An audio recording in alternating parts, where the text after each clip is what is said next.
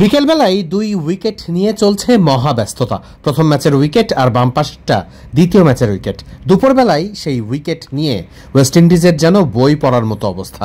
রীতিমতো উইকেটের ওপরে বসে রবি রামপাল সেই উইকেটের পুরো বিষয়টাই বোঝার চেষ্টা করেছেন। হাত দিয়ে রীতিমতো খুঁচিয়ে খুঁচিয়ে দেখেছেন, কিছুটা টিপে দেখেছেন উইকেটের মাটির শক্ত বা নরম কি অবস্থানটা সেখানে আছে।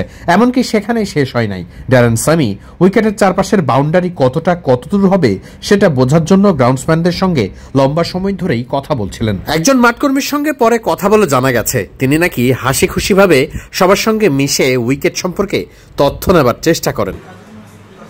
ওয়েস্ট ইন্ডিজ দল অনুশীলন শেষ করে হোটেলে ফেরার পর শুরু হয় উইকেট নিয়ে প্রস্তুতি।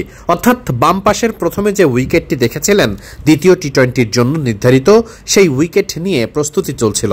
ঠিক সেই সময় মাঠে হাজির হন টনি হেমিং এবং এই মাঠের কিউরেটর জাহিদ রেজা বাবু সহ আরও একজন। তারা প্রথম ম্যাচের যে উইকেট বরং সেটি নিয়েই বেশি ব্যস্ত থাকছিল। একটা সময় মনে হচ্ছিল উইকেট কি তবে প্রথম ম্যাচের উইকেটেই খেলা হবে? পাশেই নতুন চকচকা ফ্রেশ উইকেট। যদিও প্রথম ম্যাচের তুলনায় দ্বিতীয় ম্যাচের উইকেটে অনেক বেশি ঘাস লক্ষ্য করা যাচ্ছিল। ম্যাচের আগের দিনই ঘাস ছেটে ফেলা হয়, কিন্তু আজকে কোনো ঘাস ছাঁটা হয়নি। ম্যাচের দিন সকালে ঘাস ছেটে ফেলার সম্ভাবনাও খুব একটা নেই। এমন সময় ঘাস ছেটে ফেলার যে যন্ত্র সেটা আনা হয়। তখন ধারণা করা হচ্ছিল যে অল্প ঘাস আছে সেটাও হয়তো ছেটে ফেলা হবে। সেন্টার উইকেটের দুই উইকেট নিয়ে তখন যেন রীতিমতো কর্মযজ্ঞ চলছে। একটা রোলারে খুব আস্তে আস্তে করে রোল করা হচ্ছিল।